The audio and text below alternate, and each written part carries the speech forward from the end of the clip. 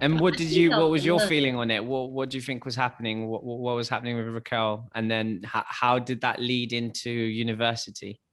I think it was a question of, one of the things that I discovered partying, and I just enjoyed my whole year. I mean, I had to repeat my last year in university because it was so bad. The only subject I passed was the religious education.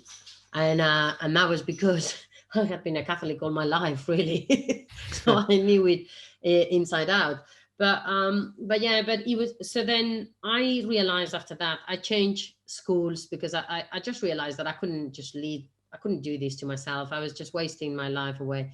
Had wasted 3 years of my life just partying and not doing really well in studies. So I decided I was gonna change the school, attend a new high school, and then just start afresh completely. Nobody knew me. There was no history. Let's just start from afresh. And then I picked up there. But then what happened is that when I finished in the last year of high school, then what happened was I wanted to do physiotherapy. So I had to specialize on science and I had to specialize. I have a very mathematical and logical mind. So for me, it was kind of like obvious that I was going to go into something that is number based. Yeah. Okay. Sort of, numbers or some sort of science based future. And then suddenly, so then there I am, and I do the pre-exams and I get everything sorted, and guess what? I didn't make the cut because I had had such a bad years before. Yeah. My medium, I needed a 6.0 to entry point, and I managed to get a 5.9. I was gutted. Okay. Absolutely gutted.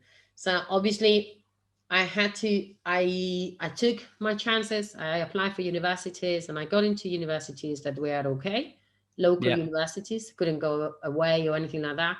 Okay. And my mom said, well, why don't you do a year of nursing and then you can go and do physiotherapy. And to me, that was kind of like the worst deal ever, because it was kind of like, no. And my husband is a nurse and I love him to bits, and I have nothing but beautiful things to do with nurses, but it was not me at all. So for me, I was either the doctor or nothing at all. Do you know what I mean? It was kind of like, I understand. not middle way. And so I decided to go to something completely radically opposite, and it's a tourism and languages. You have to think that I was coming from a background where English made such a massive pivotal thing in my life. It just separated me from my friends. So everybody was like, "Oh my God, why are you studying languages?" But I did. I decided to study languages, and I studied English, French, German, and Italian. And obviously, I speak naturally. My mother tongue is Spanish and Catalan. So at one point, I was very proud of speaking 6 languages proficiently. Nowadays, no. So don't try it.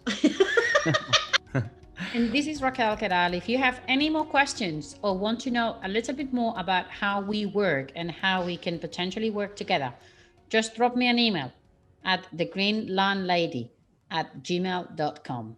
Thank you very much and have a good evening.